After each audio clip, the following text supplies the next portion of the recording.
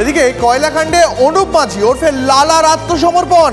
Asansol CBI কোর্টে আত্মসমর্পণ লালার। কয়লা পাচার কাণ্ডে মূল অভিযুক্ত এই অনুপ মাঝি দীর্ঘদিন ধরে সুপ্রিম কোর্টের রক্ষা কবচে ছিল এই কিংপিন লালা। কেন হঠাৎ আত্মসমর্পণ জানবো সহকর্মী চন্দ্রশেখরের কাছ থেকে। চন্দ্রশেখর, দেখো, কয়লাকাণ্ডে যিনি মূল কিংপিন অনুপ মাঝি ওরফে লালা দীর্ঘদিন ধরেই তিনি সুপ্রিম কোর্টের বিশেষ রক্ষা কবচে ছিলেন এবং সুপ্রিম কোর্টের নির্দেশই রয়েছে যে তাকে গ্রেপ্তার করা যাবে না এবং কোর্ট বা নিম্ন আদালত তাকে কাস্টডিতে দিতে পারবে না, কিন্তু তদন্ত তাকে সহযোগিতা করতে হবে।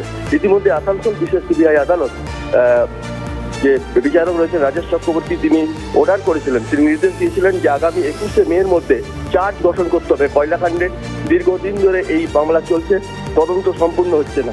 সিবিআই তরফ থেকে জানানো হয়েছিল যে লালাকে যেহেতু গ্রেপ্তার করা যাচ্ছে না, জিজ্ঞাসাবাদ করা যাচ্ছে না, তাই তদন্ত সম্পূর্ণ করা যাচ্ছে না।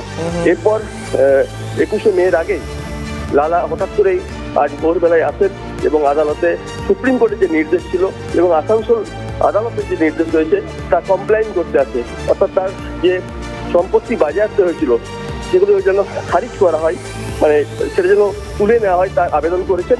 তবে তাকে জামিন দিতেই হবে, কারণ সুপ্রিম কোর্টের নির্দেশ রয়েছে এবং তিনি আগামী 21 তারিখ আবার কিন্তু এই আদালতে আসবেন এবং তদন্ত। অনেক ধন্যবাদ চন্দ্রশেখর তোমাকে। আর সন্দেশখালীর আন্দোলনে একেবারে নতুন মাত্রা যোগ হয়েছে।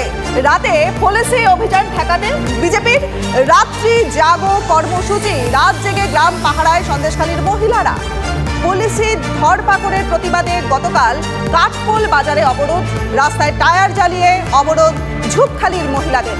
বিক্ষোভ হঠাতে 3 মহিলাকে আটক করে পুলিশ। পুলিশ পরে 3 মহিলাকে ছেড়ে দিলেও ক্ষোভে কিন্তু ফুঁসছেন মহিলারা। সন্দেশখালীর আন্দোলন নতুন খাতে বইতে শুরু করেছে, দাবি সন্দেশখালীর মহিলাদের। সেই বার্তা দিতেই গ্রাম পাহারার কর্মসূচি। লাঠি ঝাঁটা হাতে রাত জেগে গ্রাম পাহারার শপথ সন্দেশখালীর মহিলাদের। এমনকি মেয়েদেরকে সব রাতের অন্ধকারে